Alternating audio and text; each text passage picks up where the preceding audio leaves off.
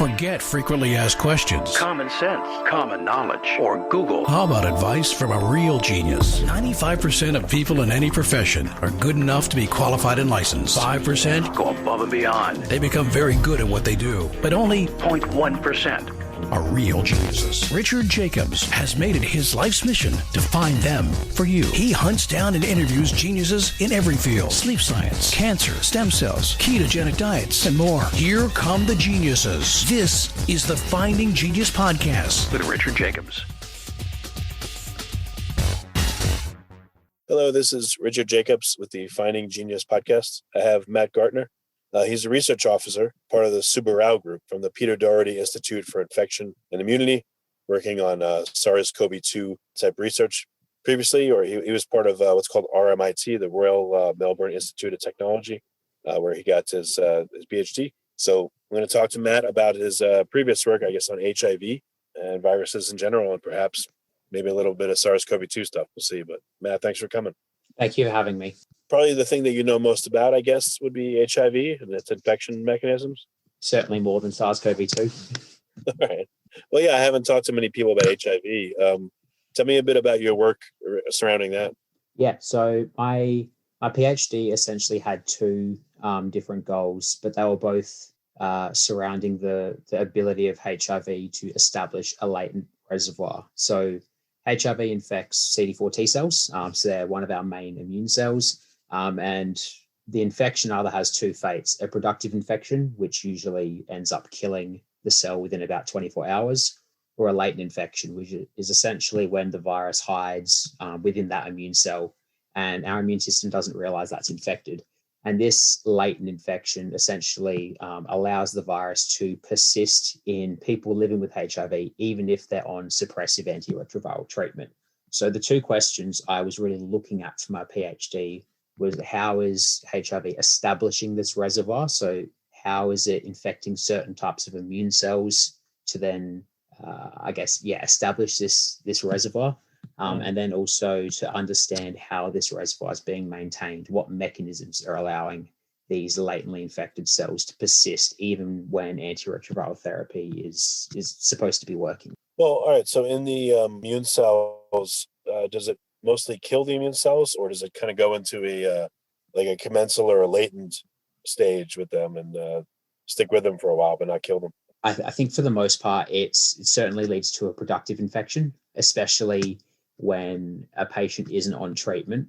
Most of the time, infection goes down the productive route where you're getting mass cell death. But then when patients go onto antiretroviral treatment, those drugs essentially block new cycles of replication. And because you're blocking cycles of replication, you're then forcing the route for any infection to go down a latent pathway, or you're just killing off any of the cells that could become productively infected. Okay. I mean, so I'm not quite sure I understood. Of the immune cells that are infected, do the immune cells do any job? Are they just kind of useless and hanging out and running around, or for the most part it kills them? So for productively infected cells, it kills them. For latently infected cells, I believe they can still carry out some form of a job that they would normally have until they then become productively infected, and then they will also die as well. Well, what's the split? I mean, typically, as the disease progresses, or if it's been in someone for months or years, how does that shake out? In terms of percentages that are infected, what factors change over if more productive infection occurs versus latent? I'm not actually 100% certain on the split of how many cells are productively infected versus latently infected over disease. Having said that, though, I guess in terms of a natural disease, you've kind of got three general stages of disease progression. You've got acute infection, where there's a lot of productive infection and huge cell death.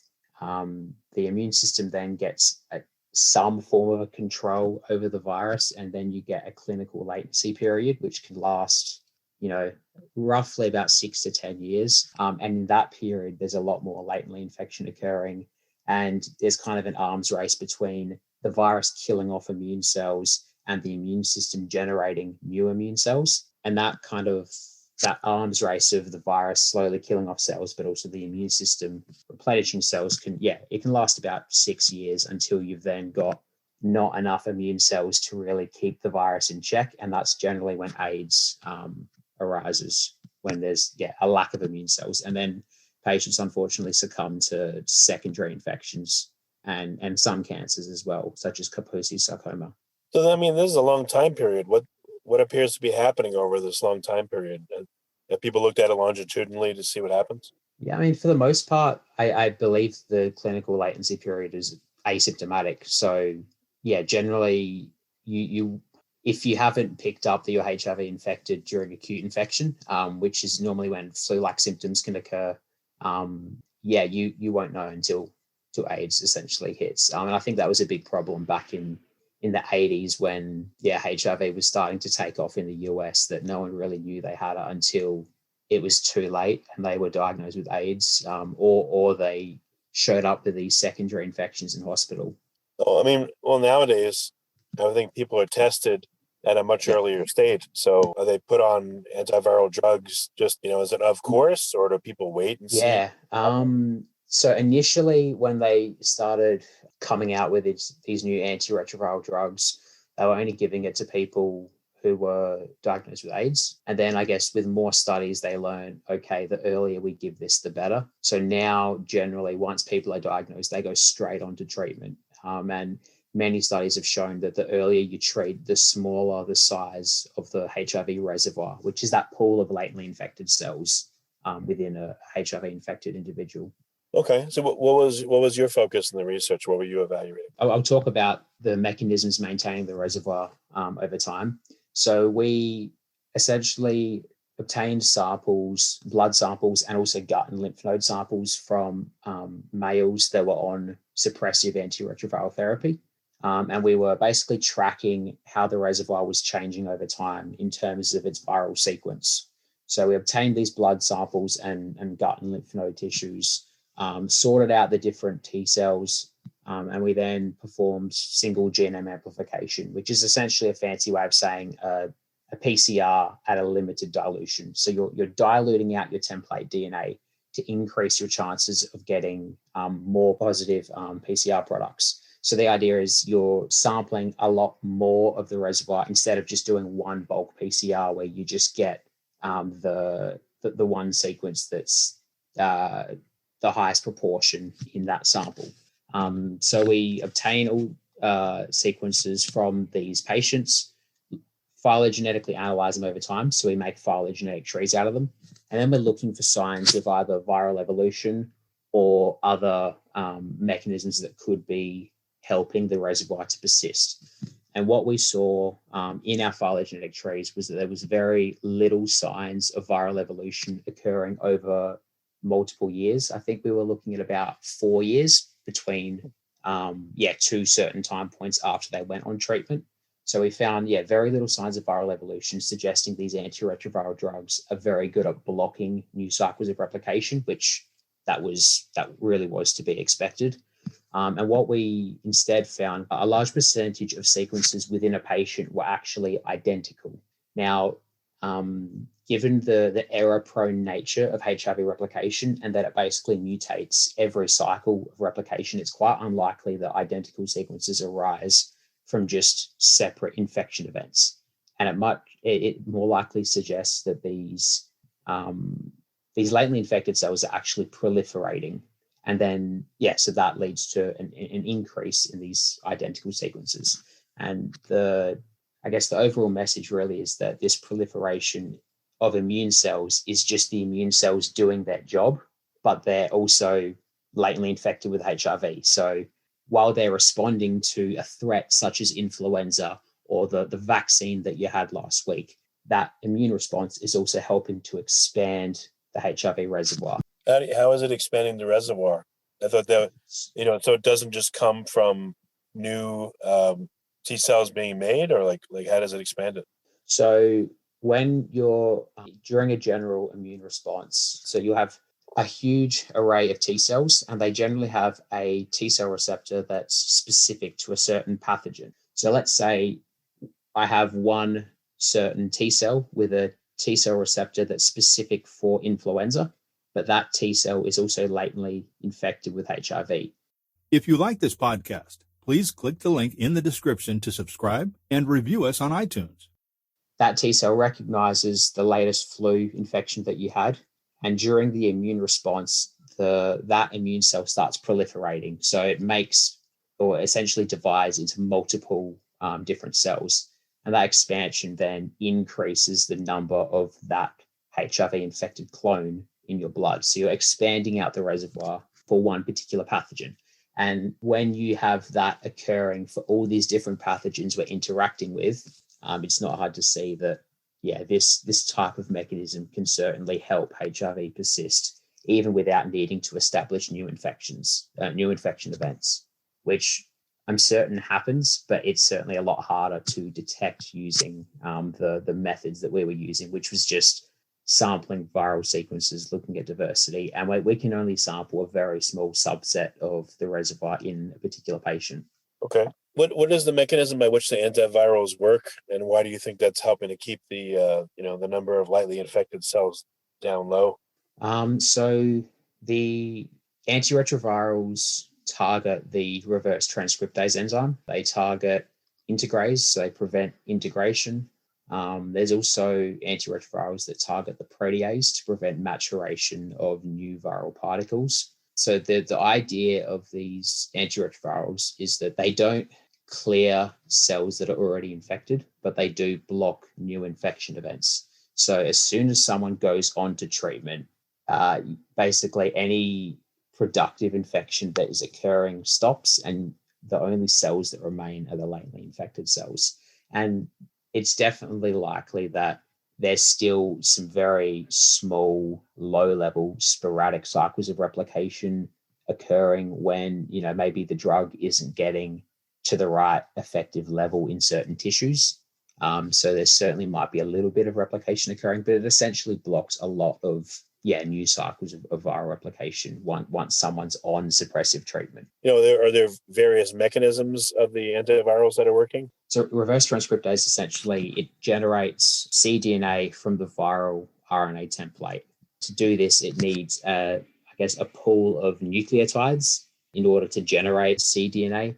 So these reverse transcriptase inhibitors essentially mimic a nucleotide. And so during the process of reverse transcription, these essentially dud nucleotides will get inserted into the cDNA that's being generated and generate basically a defective cDNA. So that cDNA that's been generated then won't be able to integrate and produce viral protein. So that essentially blocks the virus in its tracks, basically, because it prevents it from making a functional copy of itself within the cell. What are the trade-offs of that? One problem I would imagine for these certain types of inhibitors is that they could possibly also prevent DNA replication occurring, possibly, if they were to get into the nucleus, and that they could certainly slot into just DNA when it's been replicated and block DNA replication. That could certainly be a problem and lead to toxicity.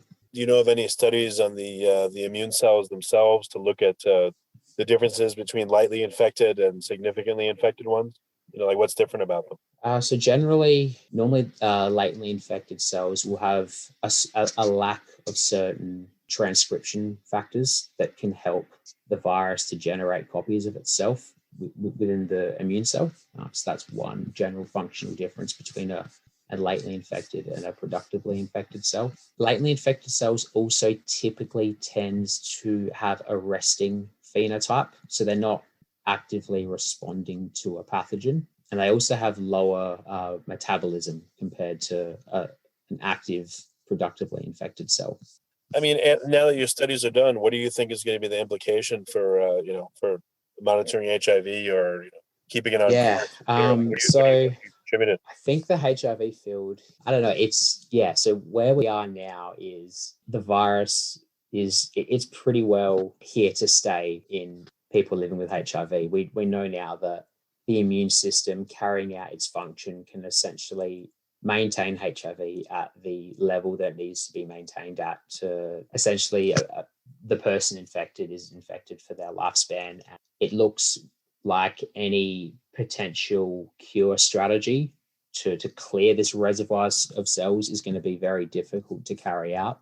There's one strategy that I'm a fan of it's people have been researching it for a while now. It's called the shock and kill strategy, where essentially you give compounds to shock latent cell into producing viral transcripts, viral protein, and then infectious virus. So that process then allows that infected cell to either be killed by the virus replicating itself, or hopefully that cell at least produces enough viral protein for the immune system to recognize it and kill it. This approach has probably been around for, I'm going to say, at least 5 years now. And people have been trying to do it, and there's been clinical trials on it.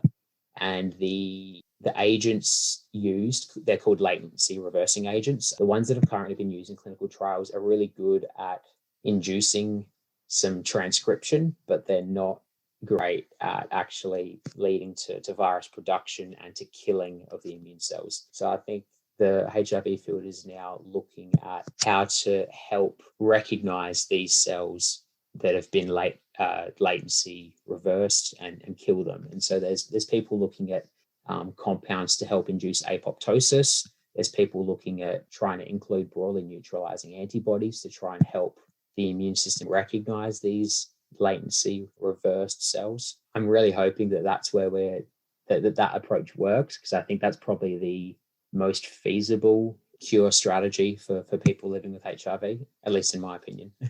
Okay. And then just briefly, you said now you're going to be working on, SARS-CoV-2. What's going to be like the focus of your project there? Yeah. So our lab headed by Subbarao, she's a flu expert, but she also was at the NIH for when SARS emerged in 2003. So she has a lot of experience. She designed microneutralization assays to look at antibody responses and whether those antibody responses could neutralize virus. So we've set the same assay up in our lab, and we're essentially doing a lot of the new assays for people who are developing monoclonal antibodies for preclinical vaccine trials. And then we're also looking at testing antivirals as well, because we have the capability to do so. So companies will go, hey, we have this interesting antiviral. Can we send it to you to see if it actually works in culture? So essentially, we're a bit of a workhorse for doing neutralization assays and antiviral assays at the moment. But we're also very interested in SARS-CoV-2 pathogenesis in different organ tissue systems. So we have different organoid systems, such as heart and lung organoids. And we're also looking at SARS-CoV-2 pathogenesis within those organoids. So I was initially employed to help with the antiviral work, but so far I haven't touched antiviral work. I've mainly been helping out with the neutralization assays just because we have such a large number to get done. But I'm also starting to look into SARS-CoV-2 infection in cardiomyocytes, which is, one of the muscle cells in the heart. Yeah, I've heard there are a couple of researchers looking at that. Yeah, that's one of the primary. Yeah. Well, I feel like I'm slightly behind the ball, but yeah, we are looking into it. Well, I'm sure there's still, it's early still. So I'm sure there's still plenty to learn. Yeah. Well, very good. What's the best way for people, Matt, to find out more about your current work? So I have a couple publications out on PubMed. So I guess if they search my name, Matthew Gartner, or Matthew J. Gartner on PubMed, they'll certainly see the 4 publications that I have published in my time in my PhD. I'm also on ResearchGate. So if they search my name on ResearchGate, they could probably come across me and follow me. And that's another way to, see in what work that I've been involved in. Okay, excellent. Well, Matthew, thank you for coming on the podcast. I really appreciate it. Thank you for having me. If you like this podcast, please click the link in the description to subscribe and review us on iTunes. You've been listening to the Finding Genius podcast with Richard Jacobs. If you like what you hear, be sure to review and subscribe to the Finding Genius podcast on iTunes or wherever you listen to podcasts. And want to be smarter than everybody else? Become a premium member at findinggeniuspodcast.com. This podcast is for information only. No advice of any kind is being given. Any action you take or don't take as a result of listening is your sole responsibility. Consult professionals when advice is needed.